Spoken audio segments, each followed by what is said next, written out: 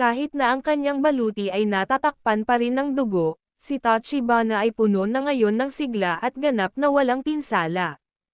Pinagpag ni Lian ang kanyang espada para bumagsak ang dugo at tinitigan si Tachibana. Iniisip sa sarili na ito ay ang passive skill Nirvana.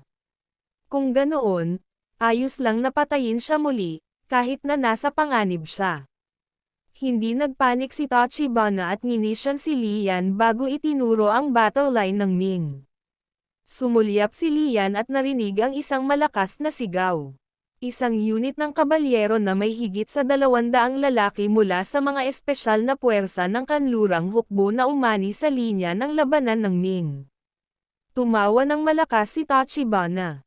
Damn it! Ang digmaan ay hindi napagpasyahan ng isang bayani lamang. Sa oras na ito, nakaharap sa Western Army ang mga espesyal na puwersa ng Ming, ang Shenji Battalion. Naisip ni Lian sa kanyang sarili, ang batalyon ng Taji at ang batalyon ng Shenji ay ang dalawang pinakapiling hukbo sa ilalim ni Li Roxian. Kaya walang dahilan para matakot sa kanlurang hukbo ni Tachibana. Ngunit si Luo Shangxi at ang iba pang mga general ay nakikipaglaban sa loob ng mga araw at gabi at nakaranas ng matinding pagkatalo. Ngayon, ang pagharap sa mabangis na hukbong kanluranin, ang tagumpay o pagkatalo ay mahirap hulaan. Gayunpaman, naghanda si Li Roxian ng isang lihim na pag-atake ng mga karwahe ng batalyon ng Shenji. Ang makamandag na apoy ng Black Fire Swan ay pinakawalan, na kumakalat na parang pamaypay at sinunog ang isang malaking lugar ng Western Army. Si Li Roxian ay nakasuot ng helmet at iron armor. Ang tunog ng kalyadong Ming Warring States attack horn ay tumunog. Nagmadaling lumabas ang mga general at mga kawal, ang kanilang mga espada at sibat ay tumutunog. Pinamunuan ni Li Roxian ang kanyang mga tropa diretso sa gitna ng mga kalyadong puwersa. Sa oras na ito, kinuha ni Lian ang Zun No 6 na espiritu na anteng-anteng at idinikit ito sa kanyang dibdib. Agad na tumigil ang dumudugong sugat at mabilis na naghilom. Nang makita ito, humakbang si Fana Monashige. Tumalon si Lian para salubungin siya, naghahanda para sa ikalawang round. Biglang hamarang sa kanilang dalawa ang isang malaking hoy at dalawang broadsword. Huminto si Sun Shulian ng Left Army Infantry Division. Lian, pumunta at protektahan ang Admiral. Ipaubaya mo sa akin ang lalaking ito. Gumalaw ang mga mata ni Lian na parang may naalala siya sa sinabi niya kay Sun Shulian. Sa pangkalahatan, kung hindi ka nais-nais ang sitwasyon, huwag lumaban ng husto. Retreat. Pagkatapos sabihin iyon, dumiretso si Lian patungo sa battle line ni Li Roxian. Nakita ni Tachibana Monishi si Lian na umalis at hindi siya hinabol. Sumugod si Sun Shulin at hinampas ang ulo ni Tachibana. Itinaas ni Tachibana ang bakal ng Qingyun para harangin ito, at nagsalubong ang dalawang talam. Ang Hoi-2 broadsword ay pinutol na may butas. Inihayag ni Tachibana ang kapangyarihan ng demonyong Diyos at mabilis na nilaslas ang leeg ni Sun Shaolin. Dahil sa udyok mula sa leeg ni General Sun, ginamit niya ang kanyang huling lakas para saksakin ang Hoi-2 sa lupa. Sinamantala ng ilang Japanese ang pagkakataon para saksakin siya ng kanilang mga sibat, ngunit nanatiling patayo ang katawan ni Sun Shulian at hindi natamba. Ngayon lang, ang Deputy General ng Kaliwang Hukbo, si Li Ning, ay nasaksak sa dibdib at walang lakas na bumagsak. Sa kanyang paligid, nakahandusay ang mga bangkay ng mga sundalong Ming. Nang makitang nahulog ang huling lalaki, pinagpag ng lalaki ang kanyang sibat at hinikayat ang kanyang kabayo na pasulong. Walang makakaisip na ang trahedyang ito ay nag-iisa sa kanya. Nakakabingi ang tunog ng mga baril at kanyan, at hindi mabilang na mga bala ang lumipad patungo sa kanya. Nakasuot siya ng mabangis na maskara ng multo, o itim at pulang baluti, at may hawak na dalawang itim na sibat. Isang mabahong amoy ang lumabas sa armor. Napaharap sa sandamakmak na bala, kumislap ang pulang ilaw sa kanyang mga mata. Kulang na lang itaas niya ang kamay para harangin ang mga ito at iwagayway ang kamay para mabago ang direksyon ng mga bala. Sa gitna ng pagsingil, bahagyang hindi nakatuon ang kanyang mga mata, at ilang malabong imahe ang sumilay sa kanyang isipan. Tila nakalimutan na niya ang kanyang pangalan at naalala na lamang niya na isinakripisyo niya ang kanyang katawan para lumaban sa mga demonyo. Sa Kyushu Island, binigyan siya ng mga monghe ng Dharma na pangalan. Si Daeguang Yuan Dayan Yushan Xuan Senador, ang Warhorse, ay tumakbo pasulong, at si Senata ay dumiretso sa linya ng labanan ng Ming na parang hindi ito lupain ng tao. Ang dalawang itim na sibat ay patuloy na kumitil ng buhay. Ang kanyang gumagalaw na baluti ay ginawa ng ilang mahusay na masters ng proteksyon ng Dharma at nakakonsumo ng higit sa 500 kapangyarihan ng demonyo. Kahit na ang mga piling armas ng hukbo ng Ming ay hindi makapinsala sa kanya sa sandaling ito sa kampo ng Ming. Kinuha ni Dai Kui ang isang kalawang na Yanling Saber, pinunasan ang dugo at laman, iniunat si Senata na umaakyat sa kanya, at humakbang paarap sa kanya. Isang pulang ilaw ang kumislap sa mga mata ni Senata, ngunit si Tekwei ay isang ordinaryong babae lamang, at hindi siya natatakot. Ayoko talagang pumatay ng tao.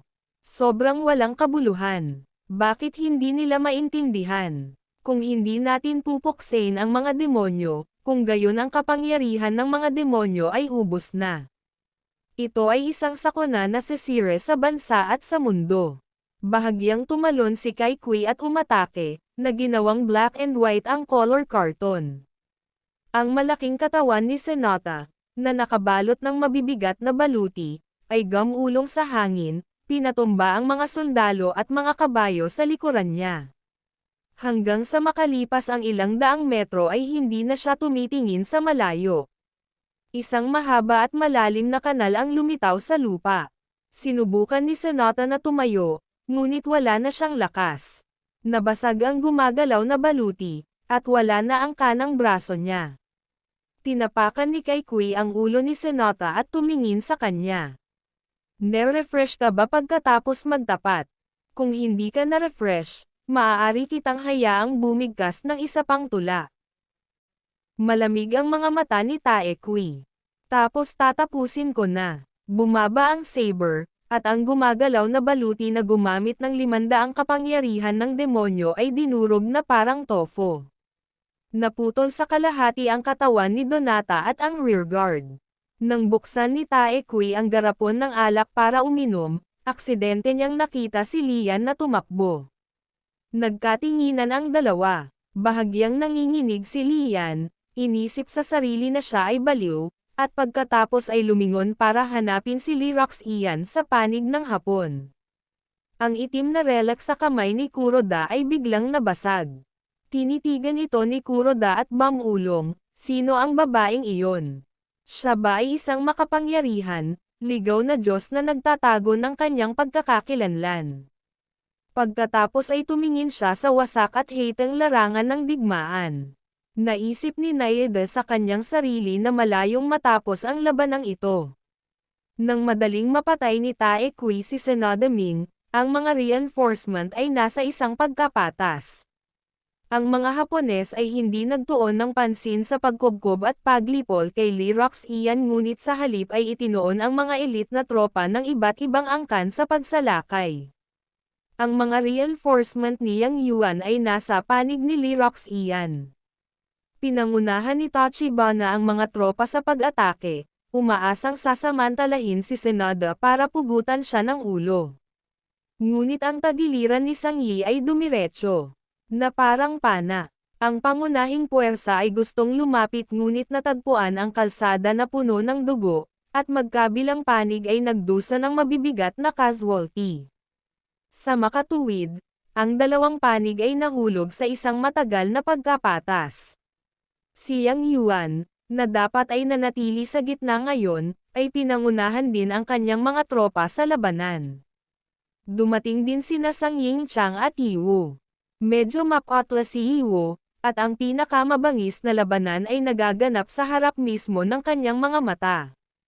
Kahit na siya ay natatakot, pinananatili niya ang isang marangal na tingin at tumingin kay Kuroda Nagahide na nakatayo sa burol. Sa sandaling ito, napagtanto ng magkabilang panig ang pagkakakilanlan ng bawat isa bilang mga tagapagpatupad ng Dharma.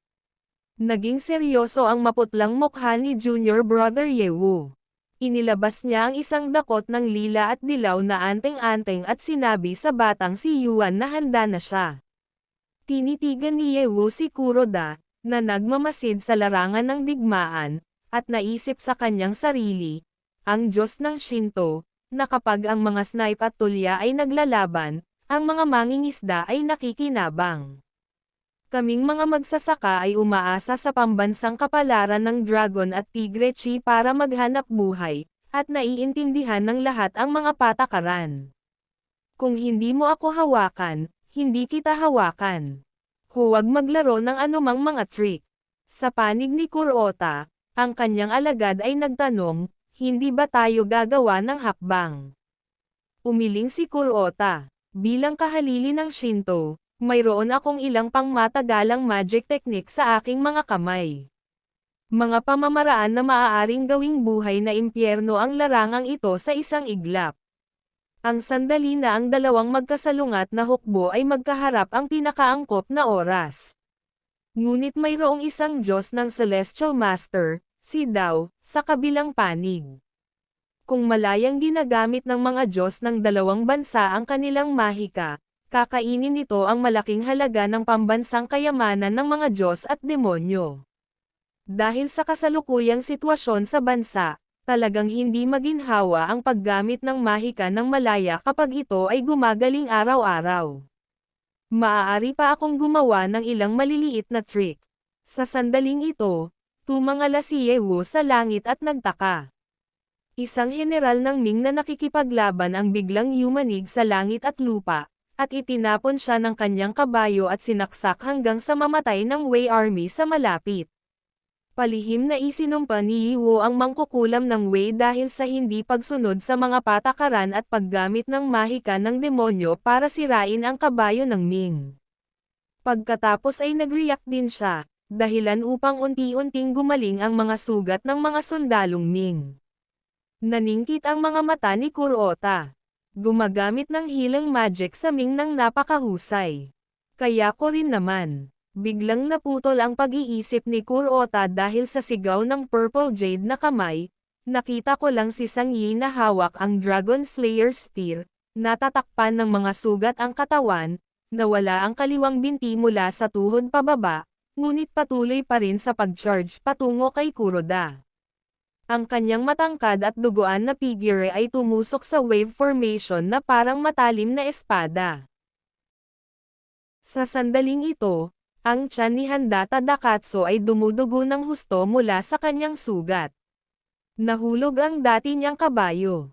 Umungol si Handa, kinuha ang isang kabayo mula sa kanyang nasasakupan, tumalon dito, at pinangunahan ang mga labi ng silangang hukbo upang habulin si Sang Yi. Paanong magkakaroon pa rin ng gayong kabalyerya ang Ming? Ang kabalyeryang nagkunwaring mahina ay halatang pandaraya lamang. Paano ito naging napakalakas na hindi ito mapipigilan? Ang Purple Jade na kamay ay natakot sa hitsura ni Sang Yi at nanginginig na iminungkahi na pansamantalang umatras si Kuroda. Pero sinulyapan siya ni Kuroda. Ang commander ng Ming ay nasa larangan pa rin ng digmaan. Malakas pa rin ang laban ni Handa. Paano tayo makakatakas? Isa pa, huli na ang lahat. Pipigilan lang natin siya. Ang mga tanyag na general ng Hapon ay nag-awit ng kanilang mga sandata at sumugod kay Song Yi. Ngunit sa harap ng Dragon Slayer Spear, lahat sila ay walang kalaban-laban at sunod-sunod na sinaksak sa kanilang mga kabayo. Ginamit ni Sang Yi ang kanyang walang kapantay na spear technique at diretsyong sumugod patungo kay Kuroda. Mahigpit na hinawakan ni Kuroda ang kanyang saber, ang kanyang ekspresyon ay mabangis. Isa lang siyang vanguard officer, isang 6th rank general ng Ming. Hindi man mapapantayan ang 20 makapangyarihang masamang espiritu, Basta't kumakapit ako hanggang sa mahuli si General Tadokatsu, para siyang pagong sa banga. Ako ay isang inapo ng angkan ng Kuroda, ang anak ni Kuroda Yoshitaka, ang tunay na kahalili ng dakilang master ng Shinto. Bukod dito, mayroon akong isang lihim na pamamaraan. Biglang bumulwak ang itim na gas mula sa bibig ni Kuroda, unti-unting nabuo ang isang higanteng itim na ahas. Pagkatapos ay tumawa siya ng malamig sa gilid ng pinuno ng Ming, na lalapit sa iyo upang iligtas. Ibinuka ng Black Snake ang bibig nito, kumikislap ang mapuputing ngipin nito habang sumusugod kay Sang Yi. Namumula ang mukha ni Sang Yi. Nakita niya lamang ang itim na gas na tumataas mula kay Kuroda, at isang alon ang lumitaw sa kanyang malamig na mga mata. Lumitaw sa kanyang isipan ang figure ni Shen Hian. Mahigpit na hinawakan ni Song Yi ang Dragon Slayer Spear at sinaksak ito sa bibig ng ahas. Maya-maya lang, isang gintong liwanag ang kumislap. Itinulak ni Sang Yi ang Dragon Slayer Spear pasulong, agad na nabasag ang ahas at diretsyong sumulpot kay Kuroda. Ginamit ni Kuroda ang kanyang sable para harangin ito, ngunit sa sandaling mahawakan nito ang talam ng sibat, nabasag ang sable. Hindi napigilan ang kilos ni Sang Yi. Ang 3 metrong haba na sibat ay tumusok sa dibdib ng isang lalaking nakasuot ng kulay abong damit. Isang putol na talam ang lumipad lampas kay Sang Yi, ngunit hindi niya napansin at patuloy na itinulak ang sibat ng mas malalim habang ang warhorse ay patuloy na umaarangkada. Kumapit si Kuroda sa baras ng sibat, ang kanyang mga kamay ay walang lakas na nakababa. Tumalsik ang itim na dugo kung saan-saan. Sa sandaling iyon, ang katawan ni Kuroda ay mabilis na nalanta at naging itim na alikabok na lumipad sa hangin, na naiwan lamang ang damit ng monghe na nakasabit sa Dragon Slayer Spear. Ang pagkamatay ni Kuroda ay nagpagulong-gulong sa buong hukbo ng Hapon. Nagpaputok sila ng musketball at cannonball kay Song Yi sa sobrang galit. Sa pamamagitan ng kordon ng kabalyero ni Kuroda, sa pamamagitan ng pagharang ng silangang hukbo, sa 10,000 kalyadong tropa, at sa pamamagitan ng mga imperial na gwardya ni Kaito at Kuroda, sa wakas ay huminto ang taliba. Ang orihinal na 3,000 lalaki, mas mababa sa 1,000, ay nanatiling pinutol ng hangin at ng gintong batis. Hinugot ni Sang Yi ang piraso ng itim na talam mula sa kanyang mukha at hinawakan ang kanyang kaliwang binti. Alam niyang baldado ito sa sandaling ito.